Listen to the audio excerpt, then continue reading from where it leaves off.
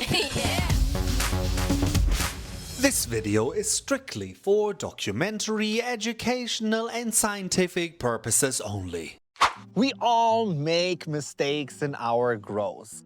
That's part of the journey. That's how we become from beginner to a grower to at one point a master grower.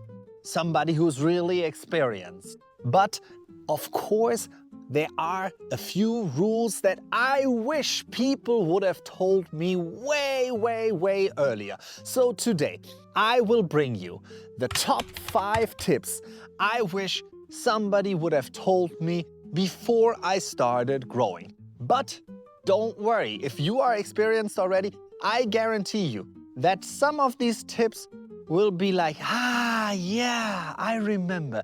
I should do that more often. So let's start with the very first tip. And my very first tip is something a lot of people probably already heard of. Less is more. Yeah, it's that simple. Most people, most beginners, they don't kill their plants. No, they love them to death. Pet you and love you and hug you and squeeze you all up. In general, the rule is consistency beats action. A lot of mistakes and a lot of problems we cause by overreacting.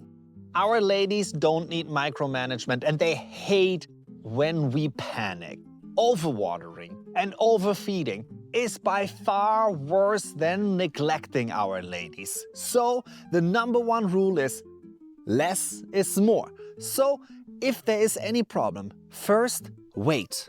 Think, see what the plant does, and then find the solution. By the way, don't forget to like, subscribe, hit that bell, and also don't forget to leave a comment down below. My rule number 2 is genetics, genetics, genetics. Why? Well, if we don't plant fire, we will never harvest fire. If we have whack genetics, we will never have an amazing plant in the end. No matter what your setup is, no matter what you feed the plants, if you don't plant a fire seed, you will never end up with fire. And also in the genetics section, if you are a beginner, I urge you to start with autoflowers. Oh, everybody's gonna say he's crazy. Yeah, I know it's super controversial, but I give you a few valid points why I personally believe that autoflowers are better to start with than photoperiodic plants. First of all, we can't make any mistakes in our light cycle with autoflowering plant because we simply put them either on 24 hours of light, on 20 hours of light, on 18 hours of light, but we never have to switch. And if there's a light leak, the plants really don't care.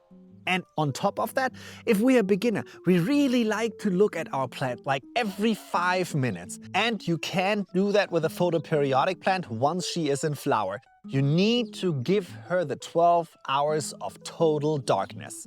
And second of all, especially beginners are impatient. Once we plant a seed, we're already picturing these beautiful nuggets we harvest in the end. And that just simply takes a lot longer with photoperiodic plants. So if you are starting right now, I give you the tip, start with fire autoflower genetics and you will not regret it. My third tip is environment beats gear and nutrients. Because if we dial our environment in perfectly, our plants will thrive. The nutrients and the gear and so on will only be the fine-tuning. A bad VPD can cause so much more problems than a little bit of under or overfeeding or not the right booster or a bit of under canopy lighting. In general, our ladies react way faster to environmental stress than to nutrient deficiencies or outlocks and so on. If you control your temperature, your humidity and your airflow, then you will have healthy ladies. My tip number 4 is read the plant and not the chart. A feeding chart cannot see your leaves. You do.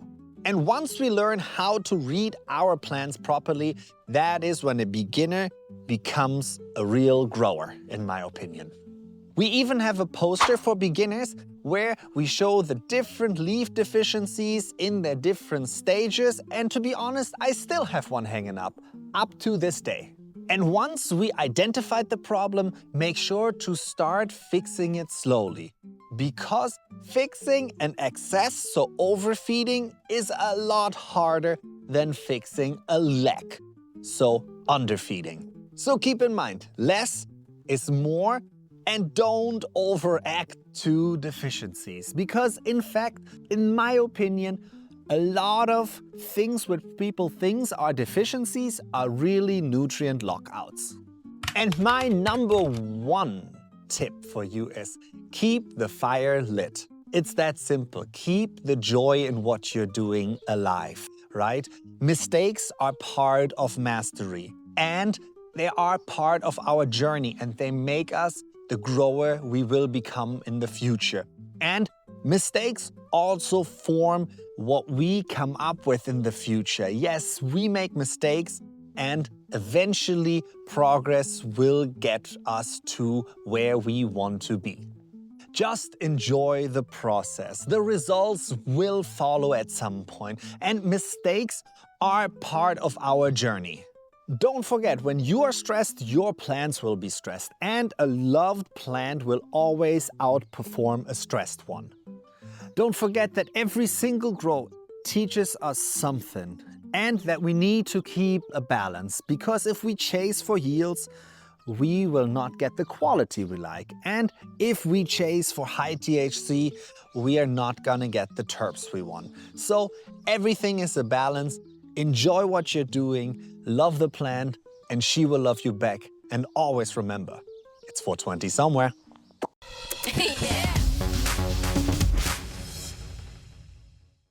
Fast Buds.